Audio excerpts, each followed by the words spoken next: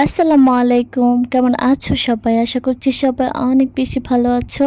তো তোমাদের সকলের দোয়ায় আমিও আলহামদুলিল্লাহ অনেক বেশি ভালো আছি। তো অনেকদিন পরে রান্নাবান্না মানে বাদ দিয়ে অন্য একটা ব্লগ তোমাদের সাথে শেয়ার করছি। তো যেহেতু ভীষণ গরম পড়ছে, তো এখন একটু আরামদায়ক কাপড় তো আমরা সবাই পছন্দ করি, তাই না? তো এখানে দেখতে পাচ্ছ আমি দুইটা সুতির ড্রেস মানে একটু ডিজাইন করে বানিয়ে নিয়েছি। এগুলো অনেক আগে টেলরের কাছে দিয়েছিলাম। তো টেলরের কাছে দেওয়ার পরে দেখা গেল সে মানে অনেক দিন পরে বানিয়ে দিছে এগুলো। তো আজকে ভাবলাম যে একটু শেয়ার করি তোমাদের সাথে, যদিও খুব আহামরি ডিজাইন না, যেহেতু আমি প্রতিদিন কি করি না করি তোমাদের সাথে শেয়ার করি, তাই ভাবলাম যে দুইটা ড্রেসে তোমাদের সাথে শেয়ার করি। তো দেখতেই পাচ্ছ যে প্রথম ড্রেসটা আমি মানে ফুলগুলোর সাথে মিলিয়ে একটু লেস লাগিয়ে নিয়েছি নিচে আর হাতাতে, আর প্যান্টটা এভাবে বানিয়েছি আমি। প্যান্ট সিস্টেম সালোয়ার এভাবেই বানাই। আর এটা হচ্ছে ওড়নাটা। ওড়নাটা কিন্তু খুব সুন্দর আর এত আরাম কাপড়গুলো, মানে তোমরা যদি হাত দিয়ে ধরে দেখতে বুঝতা মানে এত আরাম এই কাপড়গুলো। তো মূলত এই ড্রেসটা আমি ওড়নাটা দেখে কিনছি, ওড়নাটা এত বেশি ভালো লাগছিল আমার। তাছাড়া ড্রেসটা আশা করি তোমাদেরও ভালো লাগবে। আর এই হলুদটা কিন্তু অনেক সুন্দর, কাঁচা হলুদ, এটা কাছাকাছি এই ড্রেসটা অনেক বেশি সুন্দর। তো এটা হচ্ছে সেকেন্ড ড্রেসটা, এটাও একটা সুতির ড্রেস, বললামই তো দুইটাই সুতির ড্রেস। তো আমার না একটু কালারফুল কালারগুলা মানে সরি মানে একটু কালারফুল ড্রেসগুলো অনেক বেশি ভাল লাগে। তো দেখা যায় তো কয়েকদিন আগেও আমি এত মানে হালকা হালকা কালার ড্রেস পরতাম, মানে আমার আম্মা আমাকে মুরব্বি ডাকতো যে আমি না, আমার নাকি মুরব্বি পছন্দ, এত হালকা হালকা কালার পছন্দ করতাম। তো ইদানিং দেখি একটু কেন জানি চোখে কালারফুল ড্রেসগুলো খুব ভালোই লাগে, তো এই জন্য এবার সব কিছু কালারফুলই নিছি। তো এটাও সেম ডিজাইনে বানাইছি, মানে নিচে একটু লেস লাগাইছি, হাতাতে লেস লাগাইছি, আর সেলোয়ারটাও সে একই সিস্টেম। আর এটা হচ্ছে ওড়নাটা, বললাম না এই দুইটা কাপড়ের ওড়নাগুলো এত নরম এত নরম, মানে শরীরে লেগে থাকলে মনে হয় না যে বোঝা যাবে কাপড় আছে। এই জন্য আরও মূলত এই ড্রেসগুলো বানানো। তো এটা হচ্ছে একটা শার্ট। এই শার্টটা আমি আমার হাজব্যান্ডের গিফট করছি।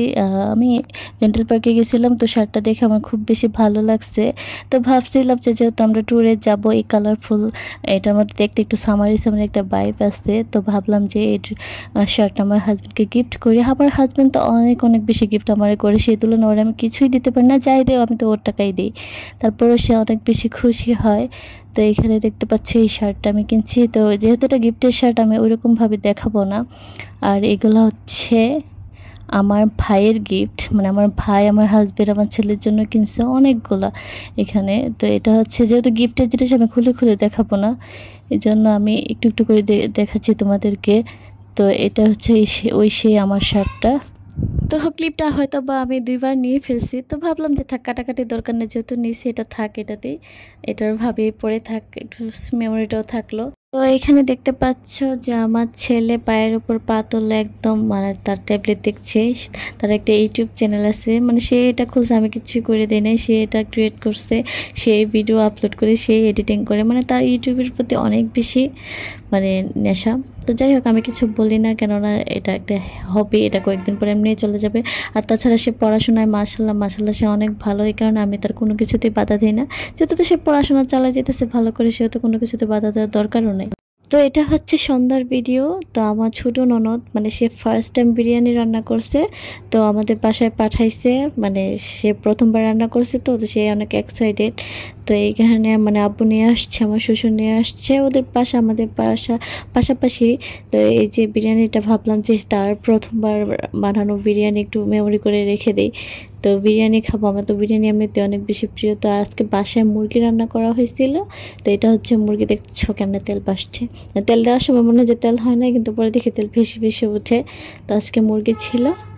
এইগুলোই হচ্ছে আমাদের আজকে বাসার রান্না বান্না। তো এখন রাতের জন্য ভাত বসানো হয়েছে, কারণ সবাই তো আর বিরিয়ানি খাবে না এখন, তাই মানে ভাতও রান্না করে নিচ্ছি।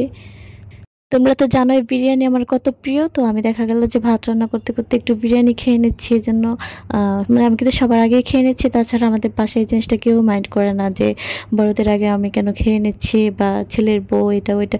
আমাদের মানে আমার শ্বশুরবাড়িতে এই জিনিসটা খুবই ভালো, একদম মেয়ের মতো ট্রিট করে সব কিছুতে। তো এই জিনিসটা আমার খুব ভালো লাগে, আমি যখন যা ইচ্ছা তাই মানে করতে পারি, ওরা কিছুই বলে না।